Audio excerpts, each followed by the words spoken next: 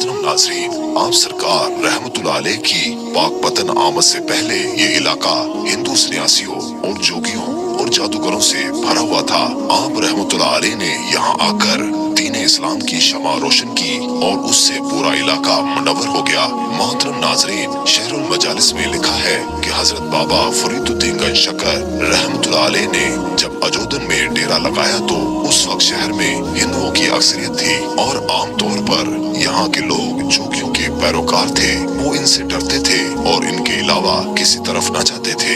एक दफा का वाकया है कि एक दिन एक जोगी सर मुंडे और बड़ी रियासती किए हुए हजरत बाबा फरीदुद्दीन गंजशकर रहमतुल्लाह अलैह की खिदमत में हाजिर हुआ। वो आपके पास आकर काफी देर तक जमीन पर सर रख कर पड़ा रहा। हजरत बाबा फरीदुद्दीन गंजशकर रहमतुल्लाह अलैह ने फरमाया, सर उठाओ, और उसने सर उठाया और हाथ बांध कर आपके सामने खड़ा हो गया। आपने पूछा, तुम कहाँ से आए हो और कैसे आए हो? उसने जुबान से तो कुछ ना कहा, मगर मुंह में उसकी जुबान हिलती दिखाई देती थी। आपने 2-3 मर्तबा पूछा तो उसने नहायत मुश्किल से अर्ज किया, हजरत मैं आपके रूप से बात नहीं कर सकता।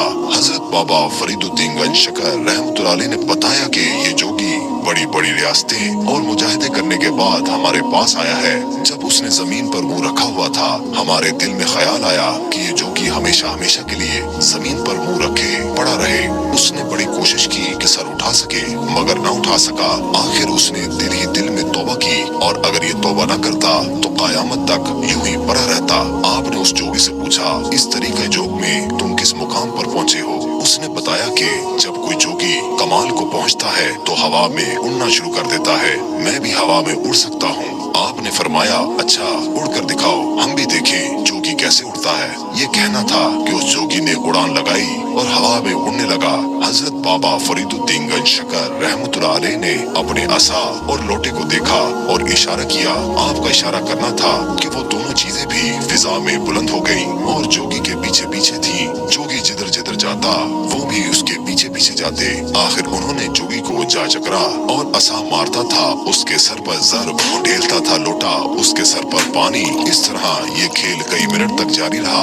आखिर वो जोगी थक हार कर नीचे आया और आजिज होकर आपके पास पहुंचा, आपके कदमों में गिर गया और माफी का तलबगार हुआ। आप सरकार रहमतुल्लाह अलैह ने दारुस्सलाम में लाकर मुरीद किया। इस तरह वो जोगी मुसलमान होने के बाद वो मरते दम तक आपका मुरीद रहा।